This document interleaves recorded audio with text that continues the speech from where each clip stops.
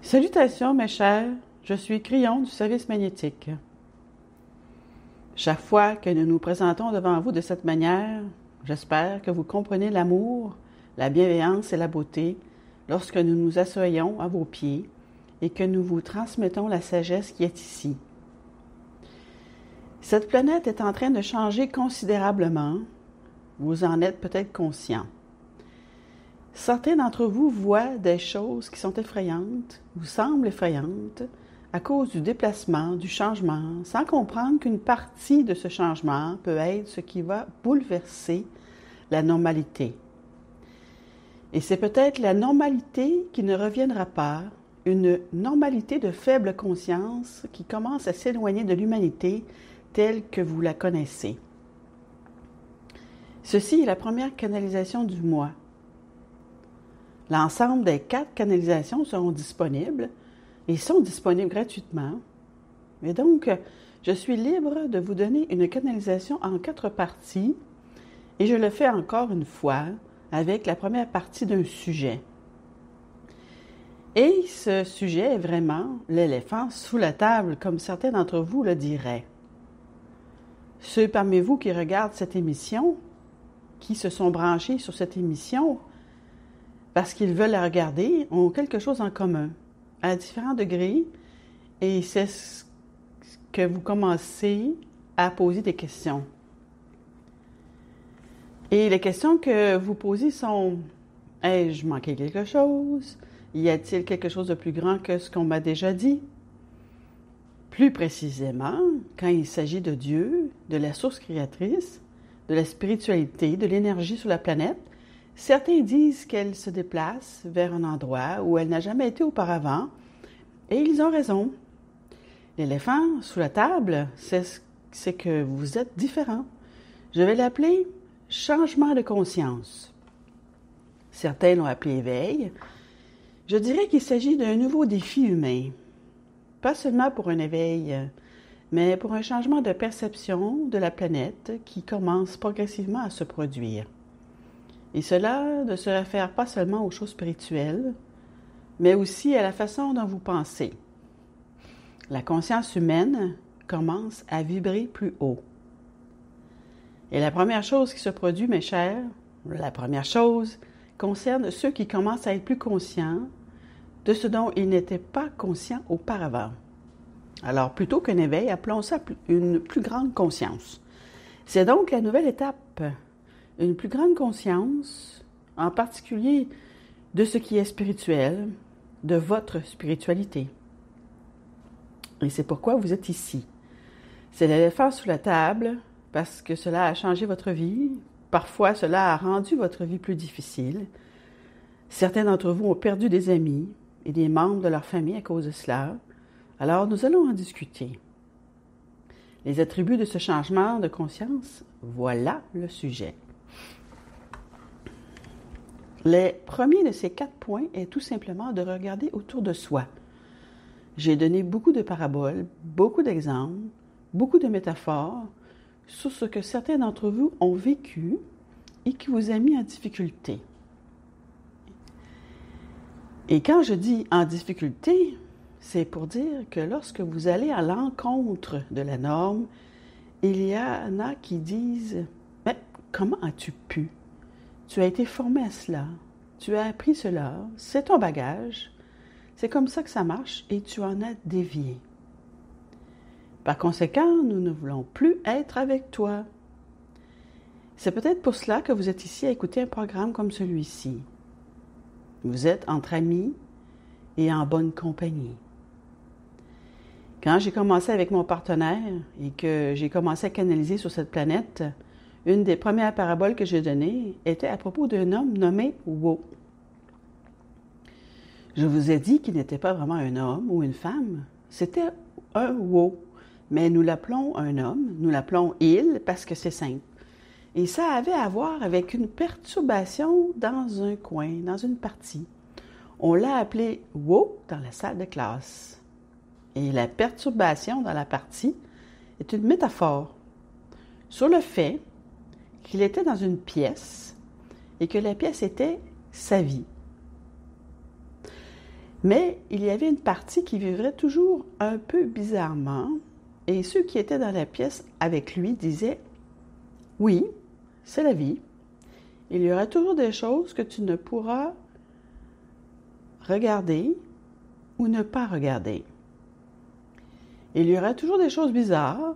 Ne regarde pas parce que ça va te saisir ou que ce n'est pas bon pour toi. » Et dans cette parabole, Wow a fini par regarder et c'était comme une porte qu'il a entr'ouverte. Et il y avait de la lumière et il y avait d'autres choses qu'il ne comprenait pas. Et cela a changé sa vie. C'était bienveillant. C'était aimant. C'était la première fois que nous donnions ce genre de parabole pour dire que si vous voulez regarder, vous pourriez trouver une vérité plus grande que celle qu'on vous a dite. Nous avons donné une parabole qui est devenue un livre, Le Retour. Et dans ce livre, il y avait un homme ordinaire, Michael Thomas, qui a eu une expérience de mort imminente, et il est revenu avec les instructions d'un ange. L'ange lui a dit de traverser sa ville jusqu'à ce qu'il arrive à un parc, de s'asseoir là et d'attendre. Et il l'a fait, et finalement, il a cru voir quelque chose dans la haie, comme une ouverture ou peut-être une anomalie. Il s'est approché de la haie et a vu qu'il s'agissait bien d'une ouverture, une porte, si vous voulez. Et alors, il a pris une décision. Il a dit, « Est-ce que je suis en train de l'imaginer ou non? Est-ce que quelqu'un a fait en sorte que cela ne m'arrive ou non? Est-ce que je peux être berné ou non? » Et il a essayé d'oublier ça. Oui, d'oublier cela, mais il n'a pas pu. Chaque fois qu'il regardait la haie, il voyait la porte, à chaque fois. Finalement, mes chers, il l'a franchi et l'aventure a commencé. Et il a appris des choses qui étaient plus importantes que ce qu'on lui avait dit. Mais le fait est que lorsque vous commencez à chercher et que quelque chose se produit, vous ne pouvez pas ensuite l'oublier. Votre conscience, votre cerveau capte quelque chose de critique. Une ouverture peut-être, une prise de conscience peut-être. Certains l'ont appelé même des prises de conscience de ce qui est. Et vous n'avez pas peur, car vous savez que ce que vous avez vu ou ressenti est correct. C'est sans danger. Et vous aimeriez en savoir plus. Il y en a tellement qui ont dit que ces canalisations étaient une tromperie, que d'une certaine manière, on vous lave le cerveau et on vous entraîne dans quelque chose et qu'ensuite vous êtes coincé pour toujours. Mes chers, que se passe-t-il si vous passez des ténèbres à la lumière et que vous préférez la lumière? Est-ce un piège? Je vais vous dire quelque chose que vous devriez entendre et que vous devriez peut-être avoir besoin de savoir. C'est que vous avez tous la capacité de regarder. Et que si vous choisissez de regarder, mes chers, c'est comme une main tendue vers nous tous qui signifie « Regardez, regardez ça ». Ils regardent, elles regardent. Donnons-leur quelque chose à observer. Et c'est ce qui est arrivé à mon partenaire. C'est ce qui est arrivé à beaucoup d'entre vous. Vous avez vu une vérité plus grande. Vous êtes allé plus loin, voir, et c'est devenu ce qui est maintenant votre vie. Parce que cela a sauvé certains d'entre vous aussi. Nous savons qu'il nous regarde. C'est devenu quelque chose qui a prolongé votre vie. Nous savons qu'il regarde. Et si Dieu était plus grand que ce qu'on vous a dit, et si Dieu n'était même pas représenté par ce mot lui-même, un mot qui signifie parfois colère, jugement et dysfonctionnement, comme chez les Grecs, cette source créatrice qui vous a créé est démontrée de par le monde si vous ne croyez pas en Dieu. Et si vous effaciez l'idée générale d'un Père dans le ciel pour le voir plutôt comme une source bienveillante dont vous faites partie, qui a un plan plus grand que tout ce que quelconque personne vous a dit. Permettez-moi de conclure sur ce point avant la prochaine partie. Il y a des médecins sur cette planète qui sont très, très bons dans un domaine qui est celui de sauver des vies.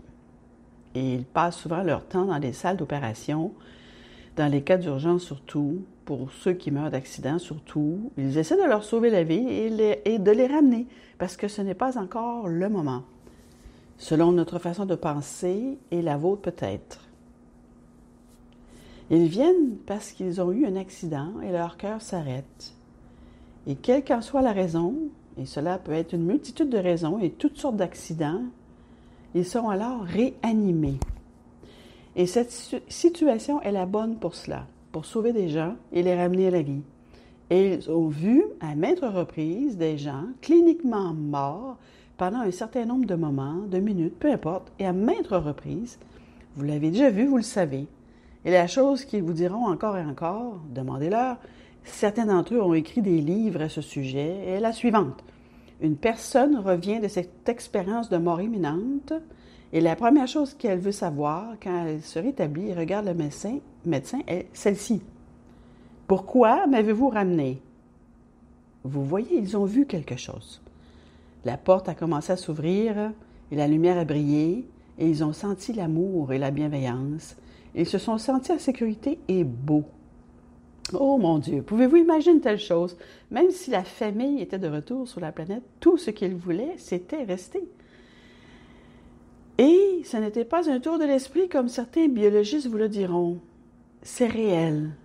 Et puis, ils reviennent sur une planète où ils doivent composer parmi les consciences faibles ou élevées, et tout cela, et ils sont tellement déçus. Et puis, ils philosophent à ce sujet, et certains deviennent des auteurs et des enseignants et des guérisseurs eux-mêmes, des guérisseurs. Et souvent, l'expérience de mort imminente les a ouverts à ceci. Ils ont vu la vérité. Et ils veulent vous la montrer sans que vous ayez à passer par ce qu'ils ont vécu. Et c'est pourquoi vous vous essayez et les écoutez. Et nous en avons eu. Tant de fois, nous avons voulu dire que c'est le message que nous leur avons demandé de vous donner. Nous les avons fait venir dans les programmes comme celui-ci. Nous avons essayé de vous montrer qu'il y a bien plus. Il y a une prise de conscience qui commence à se produire. Et vous ne pouvez pas ne pas la voir, mes chers. Et dans la prochaine partie, lorsque nous reviendrons, lorsque nous canaliserons la semaine prochaine, nous continuerons. Et la suite portera sur ce qui se passe lorsque vous voyez la vérité dans toute sa gloire et que personne d'autre ne la voit. Je pense que cela correspond à beaucoup de ceux qui écoutent en ce moment. Êtes-vous intéressés? C'est vous. Il s'agit du processus d'éveil de la conscience sur la planète. Pas seulement de vous, mais de tant de personnes autour de vous. Je reviendrai, c'est ainsi.